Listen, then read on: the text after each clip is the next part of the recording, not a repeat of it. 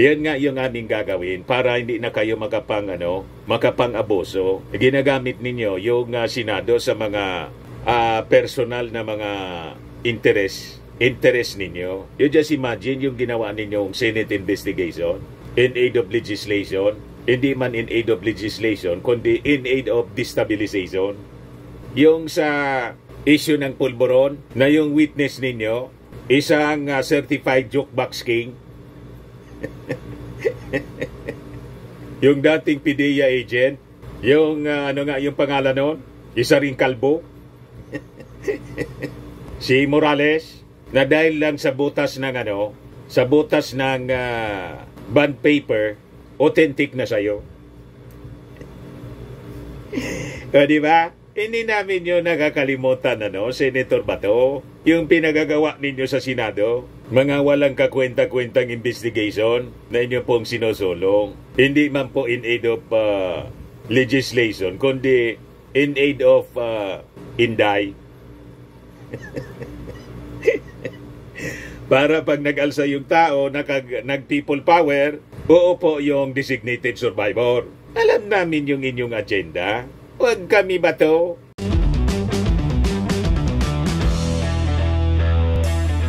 Ito naman po yung bago naming product na binibenta online. iGlow Serum, whitening po siya. Tingnan ninyo yung epekto sa aking anak na architect before and now. Yung mga inquiries po ninyo, dumiretso na lang kayo sa kanyang Facebook account, Riz Maravillas. O yung mga senador, mga kababayan ni Digong, nag-file na rin po ng kanilang Certificate of Candidacy ngayon. So padami ng padami yung mga nag-file ng COC ngayon. Pati po si Doc Willie Ong, si Doc Lisa, ang pumunta sa Commission on Elections. Ngayon, dito muna tayo dito tayo sa mga senador ni Digong. Bagitan niya Mr. Maravillas, senador ni Digong. Senador man talaga po ni Digong, hindi man senador ng Pilipinas. Di ba? Sabi po ni Bato, kung masamaan niya akong tao, wag na ninyo akong iboto. Do not vote for me. Buti, ikaw na yung may sabi na wag ka naming iboto. O, diba? Hindi man talaga namin kayo iboboto kasi hindi man kayo senador ng Pilipinas, kundi senador ni Digong, senador ng mga pugante, ni Pacquiao, ni Harry Roque, mga pugante, pinaghanap ng batas. Buti na uli si Pacquiao para hindi na po magamit yung Senado, yung posisyon po sa personal nilang interes, hindi man po interes ng bayan, kundi interes ng kanilang mga barkada. But before ko mga kababayan ibigay sa inyo yung full story ng mga balita ngayon sa mga nag-file ng kanilang Certificate of Candidacy, click subscribe muna dito sa ating YouTube channel and hit the notification bell para lagi po kayong updated sa mga kaganapan dito sa ating bansa. Like and share na rin po ninyo ng ating video. At huwag na rin po ninyo na-skip yung ating mga commercial ads para tuloy-tuloy lang ang pag-unlad ng Bagong Pilipinas. At itong ating programa mga kababayan, atid sa inyo nitong ating mga sponsors. Firmax Firming and Lifting Cream. Pinapay po sa mga pulses in affected area. Mainam po ito sa mga pains at paninigas ng mga kaso-kasuan. Ito sa mukha naman yung application, anti-aging, Automax po siya. Ito ay iGlow Serum mga kababayan. Whitening po siya. Made in South Korea. Ito naman po, Nengxia Red Mix Fruit Drink. Gawa po siya sa goji berry. May anti-cancer properties po siya. At sa mga naghanap po ng malinis and spacious fitness gym, pumunta lang po kayo sa aming Colossal Fitness Gym. May Grab car rental din po kami. At bills payment po sa aming office. At saka sa mga mahilig po sa mga imported bags, manood po kayo sa live selling ni Madam Aileen Rosales sa kanyang Aileen Closet po. Pati mga shoes, ito yung kanya po. Ito yung kanyang page. Kita ninyo, napakagandang mga online selling po siya. Si Madam Aileen Rosales. Cellphone number niya po, 773-798-7816. Balik tayo mga kababayan dito sa ating programa. Basta tayo, number 1 sa atin mga kababayan, pagka-senador, Benhur Abalos po. Benhur Abalos, ano man ang mangyari, basta't alam mo na nasa puso mo na tama ka, huwag kang matakot. Yang mga demanda, kritisismo at pambabatikos, tinutulugan ko lang. Bakit? Iisa ang layunin ko. Tapusin ang dapat tapusin, gawin ang nararapat ayon sa aking katungkulan, at isagawa ang mga hakbang para sa ikabubuti ng ating bansa. Yan yung kanyang mensahe mga kababayan sa Liga ng mga Barangay National Convention. Yan dapat po ang kailangan nating senador. Senador ng Pilipinas, hindi senador ni Pacquiao, senador ni Digong, senador ni Inday. Pansarili yung pinaglalaban po, pansarili lang, interes ng kanilang partido, interes ng kanilang mga barkada. Ano yun? Tapos, bagong mga faces na rin po, bagong mukha. Si Benhur Abalos, first time itong tumakbo pagka-senador. Tapos si Mark Gamboa mga kababayan, isa pong vlogger at negosyante, graduate ng Ateneo mga kababayan. Ang degree niya po, AB in Development Studies. It is about nation building. Tama po yung kanyang training. May-ari din po siya ng resort sa Pampanga at nasa cosmetics business siya po, na may branches sa iba-ibang dako ng ating bansa. So, magaling din siya mga kababayan. Maganda yung kanyang agenda. Ito ang ipalit natin mga kababayan sa mga senador ni Digong. Diba? Para hindi na po magamit yung Senado sa personal na interes. Inalal natin sila para maglingkod sa bayan. Hindi maglingkod kay Pacquiao, kay Digong, kay Inday, pati kay kay Harry Roque. Ikampi-kampi sila mga kababayan kahit na mali. Nandun sila mga kababayan sa mga pinag-abol ng batas. Di ba? Imbes na i-encourage nila na sumurrender, ginamit pa yung Senado. Mabuti matalino po si General Nicolas Torre. Focus lang siya mga kababayan, yung kanyang mga tauhan sa pagbabantay doon sa Kingdom of Jesus Christ. Kung hindi po, at nagpapresyo siya kay Bato doon sa Senate investigation in aid of Kibuloy, malamang hindi po nasukol si Pacquiao po at pagtatawanan yung mga pulis. Gustong paatrasin ni Bato, tactical retreat niya. Bakit niya hindi kayo mag-tactical retreat muna kasi napipirwisyo na yung mga members ng Kingdom. Wala man pala niya dito si Kibuloy. Alam nila mga kababayan, nagsisinungaling silang lahat. Alam ni Digong, alam ni Inday, at malamang alam ni Bato, alangan hindi man niya alam. O ngayon, napahiya sila mga kababayan, nang doon mismo nasukol si Pacquiao. Tapos propaganda pa yung mga supporters nila, yung kanilang mga vloggers, na sumurrender daw si Pacquiao sa Cotabato. Bakit pa pupunta sa Cotabato mga kababayan para lang sumuko? Di ba? Lahat kasinungalingan mga kababayan yung kanilang tinakalat. Ngayon, sabi ni Bato sa kanilang filing, kung ako niya ay masamang tao, do not vote for me. Di mabote. Ikaw na yung nagsabi. Kasi talagang masama yung ginawa ninyo. Kung ang tao naggawa ng masama, di masamang tao siya. Tama? Masama na kumampi ka sa isang pinaghahanap ng batas. O di, ikaw na yung nagsabi na kung ako niya masama, tingin ninyo masama ako, wag na ninyo akong iboto. Di, that's fine. Wag natin daw po iboto siya.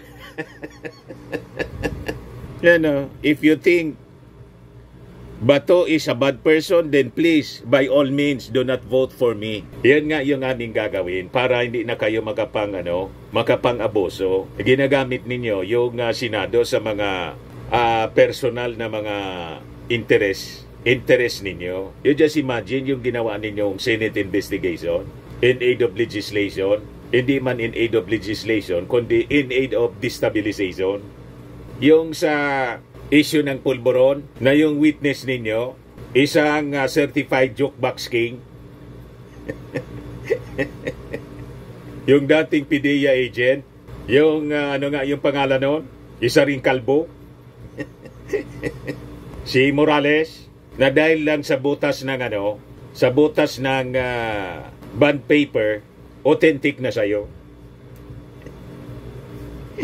O diba? Hindi namin yun nakakalimutan, Senator Bato, yung pinagagawa ninyo sa Senado, mga walang kakwenta-kwentang investigation na inyo pong sinusulong. Hindi man po in aid of legislation, kundi in aid of Inday.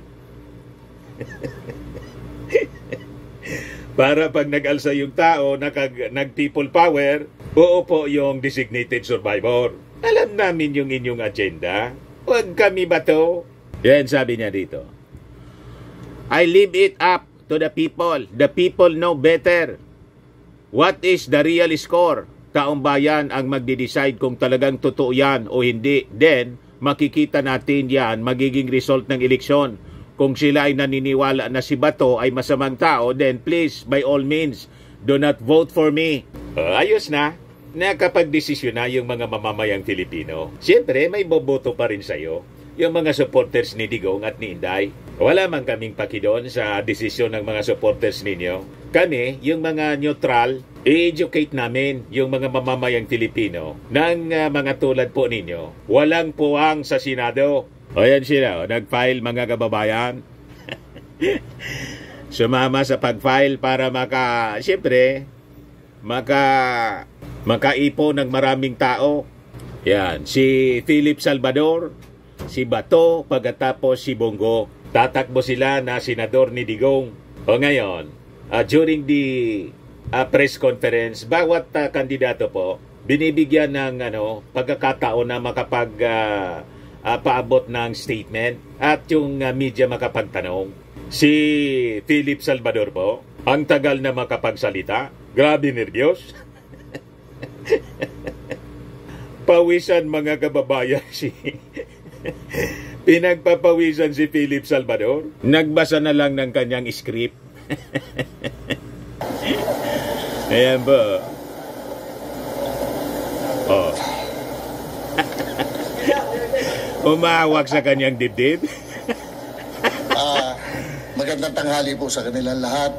Grabing nervyos, grabing kaba. Huminga ng malalim po si Ipe. Kung ito man lang po, si Mark Gamboa na lang, kwalipikado, akademikali mga kababayan, kwalipikado, graduate ng Ateneo. Habang nakatayo ako sa harap ninyo po, isang dedikadong magiging lingkod bayan at nakatuon ako sa pagtugon sa mga pangunahing sayang pasweldo dito po, mga kababayan na Pilipinas. Dapat magpelikula na lang siya. Ang plataforma ay nakatuon sa kapayapaan, dadagdagan pa natin peace and order. Ang mga walang pakinabang sa Senado po. Palalakasin ko ang ating ahensya ng pagpapatupad ng batas upang matiyak ang kaligtasan ng publiko tulad ng pagdadagdag ng budget para sa modernization ng ating mga kapulisan at kasundaluhan. Itataguyod ang mga programang nakabatay sa komunidad Rappler pala po yung tinuna natin ng publiko at pribadong sektor para sugpuin ng kriminalidad at susuportahan ang mga epektibong programa sa rehabilitasyon ng droga upang mabawasan po ang krimen.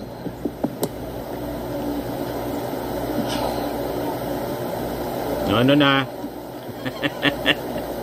Nais ko pong may huminga ng malalim muna po. Di na matatakot ang mga pamilya na nakakasiguro sila parehas ni Digong po ang programa. Mga anak sa kanilang bahay na hindi makikidnap, hindi magagahasa, hindi mapapatay. Gusto ko pong siguraduhin na mabawasan kung di man mawala lahat ng mga drug addicts na nagkalat na naman kung saan-saan. Nagkalat na naman daw.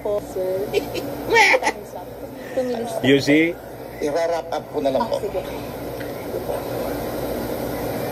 Yan po ang aking plataforma. Propaganda nila po na ang droga daw, nagkalat na Ako naman. po'y naniniwala na marami pa rin pong mga pulis na matitino. At huwag nyo lamang hong lalaliman ang inyong mga tanong. Nakaready na ako. Okay, first question. Nico? Yes, Ready na daw siya. Magandang umaga po, sir. Sir, na-mention niyo po dyan po sa speech niyo na you're in favor of rehabilitation po, no, when it comes to the drug addicts po.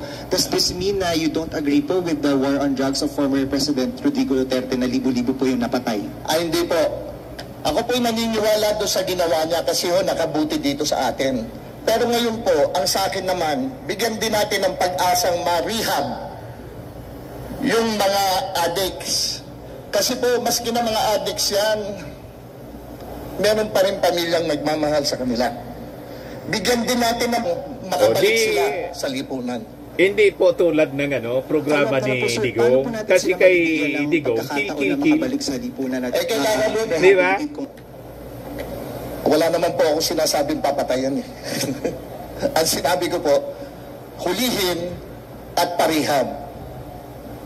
Hulihin sila para mabigyan sila ng pag-asa. Kailangan, sa akin po kasi, ayoko nung hinuli ko, pinatay ko. Ayoko nang ganun. To, mabigyan sila ng okay pag-asa. na itong At tingin ko naman po, hindi ka na kailangan kasi tama din iyon na yung yung aking programa sinasabi. mismo ng ating Kung hindi administrasyon. patawarin So niyo ano po. pa? Yun po. Okay. Sir? Wala nang rason na umupo ka pa dyan. Yes, sir. Michael Rogas po. Sayang pa sweldo. Nilamagit po ninyo yung mga plataforma kanina. At Isa lang po plataforma ko, peace and order. Apo. Sir, Isa bilang lang. isang artista, ba kayong Lugi talaga na po. gumawa po ng isang panukalang batas para ho sa ganun ay ma-draft po at maipasa sa Senado ito po mga binabanggit po ninyong plataforma na ito? Opo. Bakit naman po hindi? Yun nga po ang nakakasakit minsan. Kasi po, ang tingin sa lahat sa amin, kami mga artista lang. Makikipagtulungan naman po siguro ako sa aking mga abogado. Makikipagtulungan naman po ako sa kapulisan. PIDEA.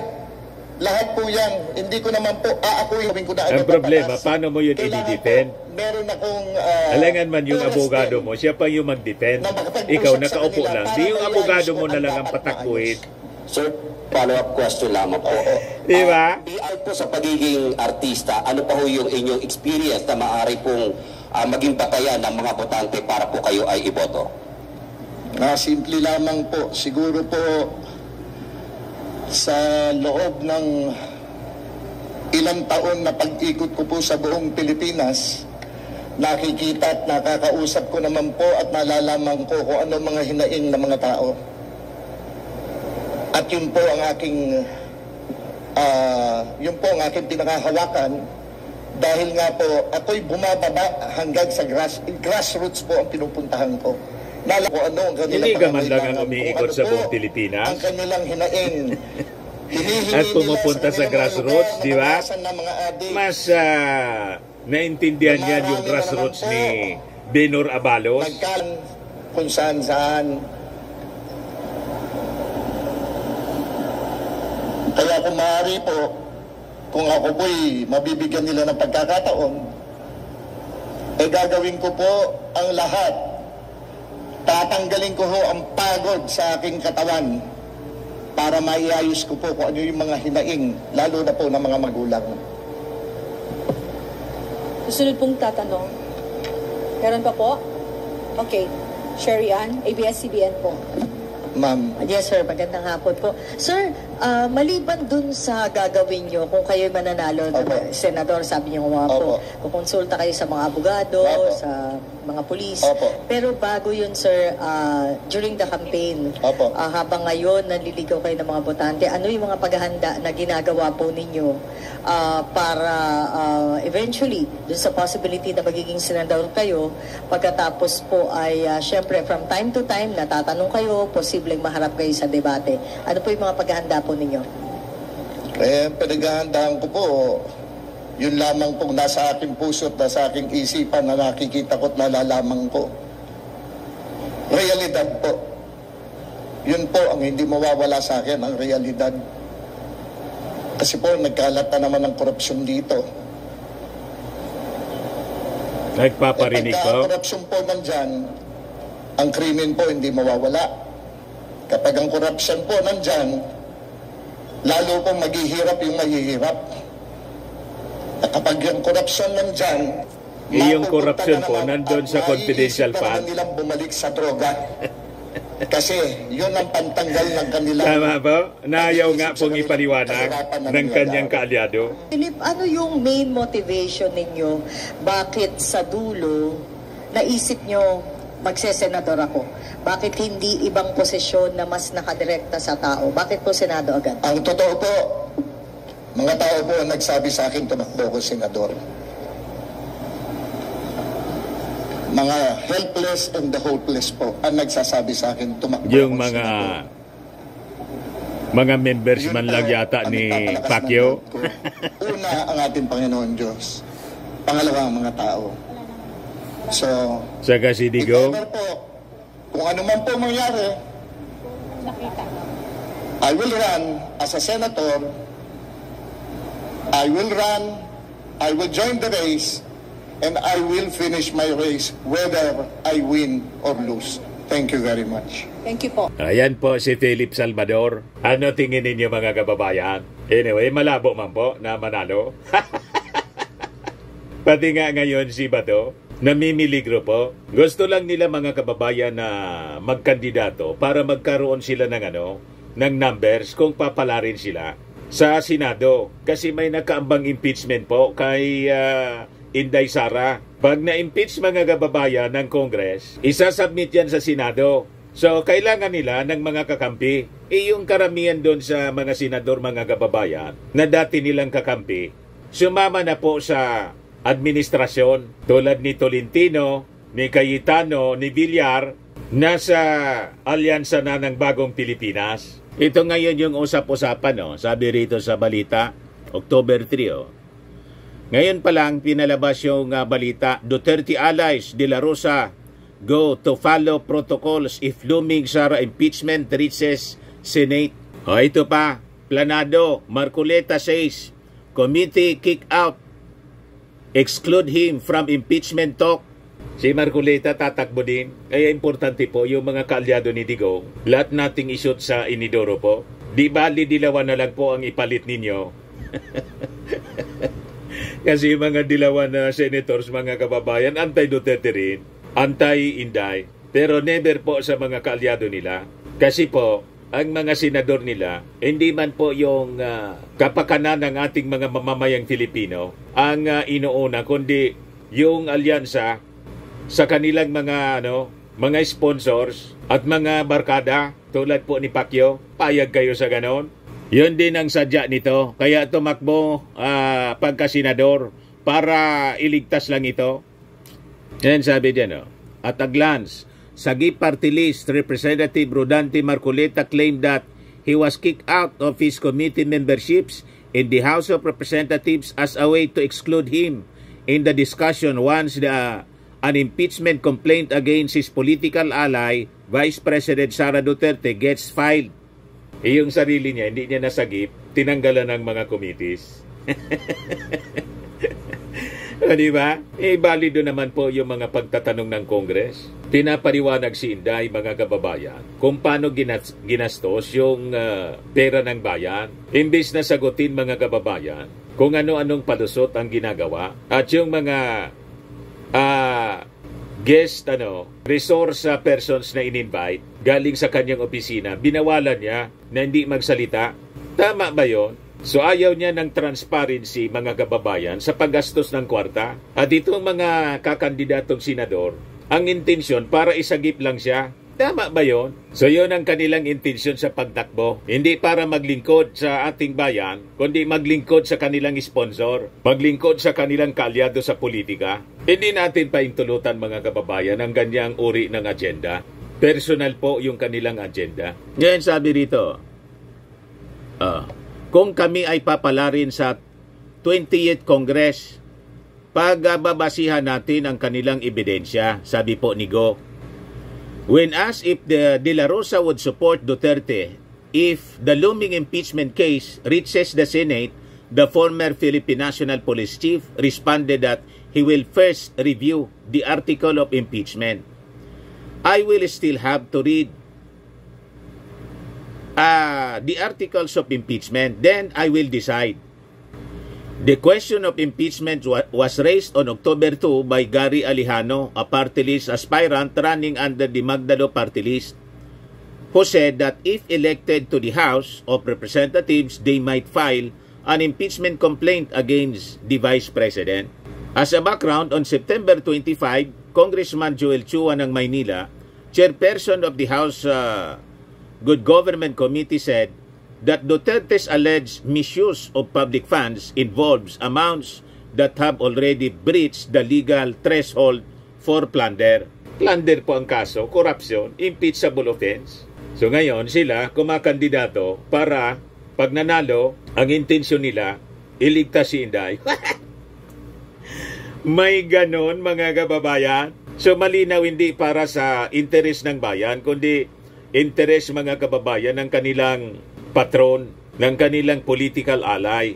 So mali po ang ganon, mga kababayan. Dapat merito. Doon tayo sa tama. Alam ng mali. Yan ang pag-ugali nila, mga kababayan. Yun ang wag dapat natin paintulutan. Ginagamit nila yung posisyon para sa sarili nilang interes lang, mga kababayan. Pansarili. Sa mga naghanap ng malinis and spacious fitness gym, pumunta lang po kayo sa aming Colossal Fitness Gym. We also offer Grab Car Rental with our brand new 2023 model ng Toyota Innova. We also accept booking for those who are planning to travel via PAL, Cebu Pacific, and other airline companies, local and international, and bills payment for Meralco Bills, PLDT, Aleco Bills, etc. Ang Colossal Fitness Gym is located at 3rd floor Security Bank Building, Landco Business Park, Legazpi City, Albay. For inquiries, look for Chilon Maravillas. Contact number 0966-802-0949. Yan yung aming Innova. Lagi na pong matao sa amin. Pati mga foreigners po, tingnan ninyo. Mga British tourists sila. Ang lalaki ng katawan na, mga kababayan, nag-gym sa amin. Ito naman po, Indian National. Ito mga mga European sila. Ito naman yung bago naming product na binibenta online, iGlow Serum. Whitening po siya galing sa South Korea. Tingnan ninyo yung epekto sa aking anak na architect entrepreneur, Riz Maravillas. For inquiries, look for Riz Maravillas on FB. Ito naman po, Firmax Firming and Lifting Cream. Pinapahid po ito sa mga pulses and affected area. Mainam po ito sa mga pains at paninigas na mga kaso-kasuan. Ito po, Automax Radiant Serum. Sa mukha naman yung application. Anti-aging po siya. You will look 10 years younger than your age. Sa mga cancer patients naman po, baka lang gusto ninyo itong itry. Nengxia Red Mix Fruit Drink. Hindi man po siya gamot, food supplement siya. Kaya lang, gawa siya, mga kababayan, sa goji berry. Yung goji berry may anti-cancer properties. Yung mga inquiries ninyo, dumiritso na lang kayo sa aming messages sa Facebook para masagot namin agad. Ayos po, ako po si Dante Maravillas. Bye-bye. God bless.